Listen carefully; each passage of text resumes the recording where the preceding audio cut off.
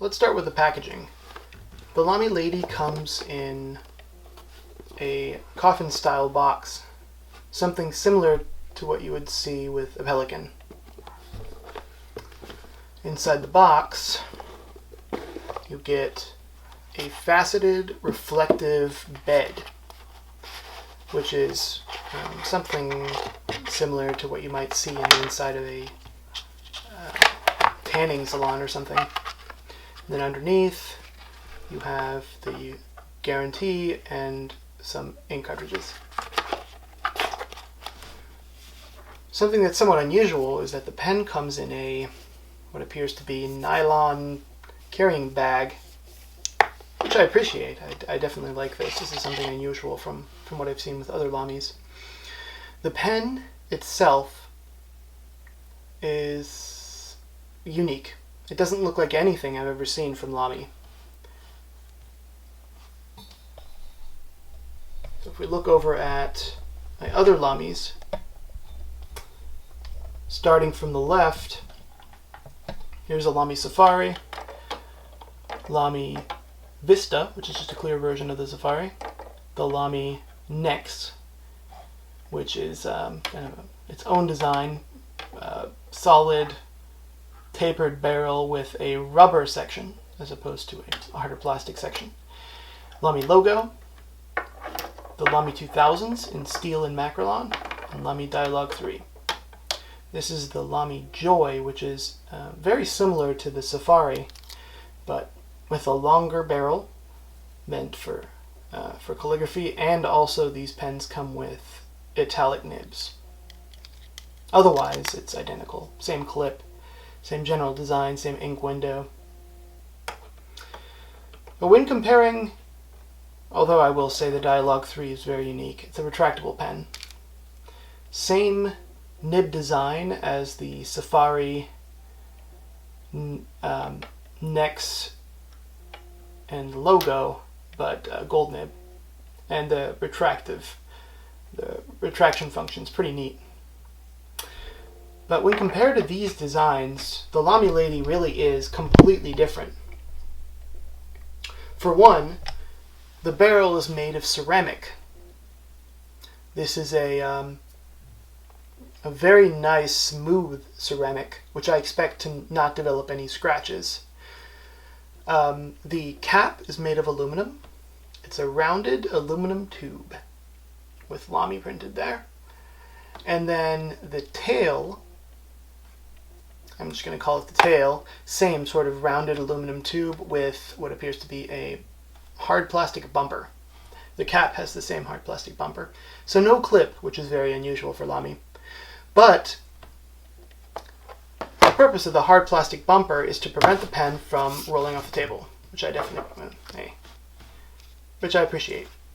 This pen is not meant to be posted, so both the cap and the barrel have bumpers, or the pen and the cap itself have bumpers, which is appreciated.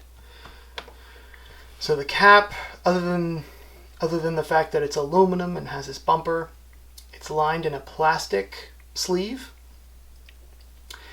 And what's very unusual, again, is that this is the only Lamy that I know of that has a screw-on cap. So to screw the pen to the cap requires approximately a quarter turn. And it's just pretty neat. It allows you to quickly write something without having to really struggle with the unscrewing mechanism. It screws and unscrews very reliably, which I like. Onto the barrel. This is made of ceramic. It looks kind of like a candy cane style ceramic pattern with a silver and blue stripe and then 2 white stripes that encircle the barrel. I think it looks pretty nice. There's another design that looks like maybe cow splotches over a solid color. I actually prefer this.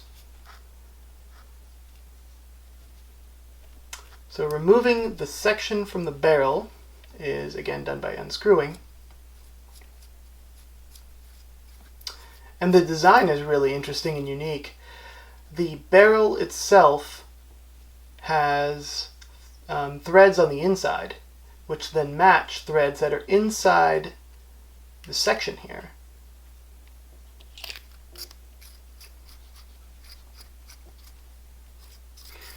The converter is a Lamy Z26. It's the same sort of converter that you'll find in the other Lamy pens. And I would say that's about it. It's a beautiful pen.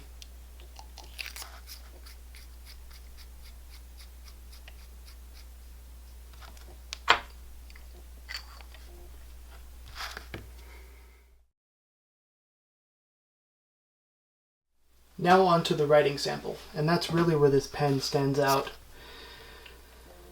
Lamy is notorious for having, I would say, average writing quality. The nibs themselves are very reliable, and you, as far as I know, won't find a Safari that won't write, or that is even a challenge to write with. But with my experience, I've noticed that the nibs write something like a pencil. So you feel some drag as you write with them, which is not a problem. But there are some users that would prefer the butter smooth feeling of a really polished nib over the surface of an ink-resistant paper like this. And the Lamy 2000 is very, very smooth.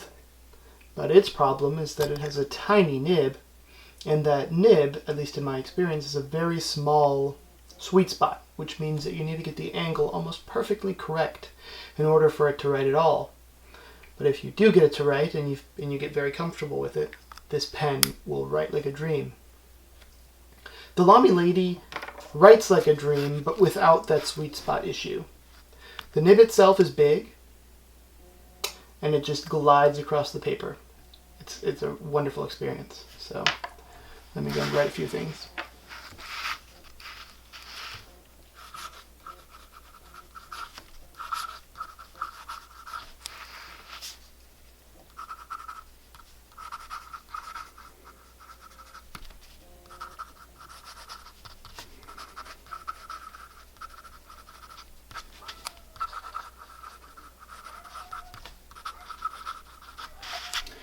So the pen is very, very wet and writes very consistently from all directions. It does not have a small sweet spot. You can write, I would say, 10 degrees on either side of orthogonal nib to paper. It really is fun to write with. Let me go write something really quickly.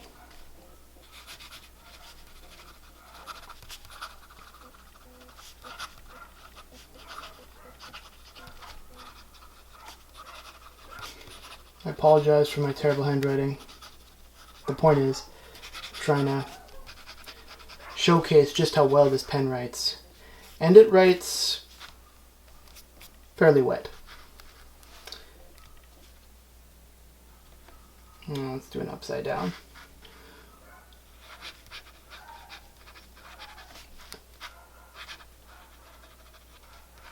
This nib has not been ground with upside down writing in mind. It also does not write with any sort of flexibility. I mean, there's none. I would say that the nib itself is pretty stiff, but because it's ground so well and polished, it writes very well.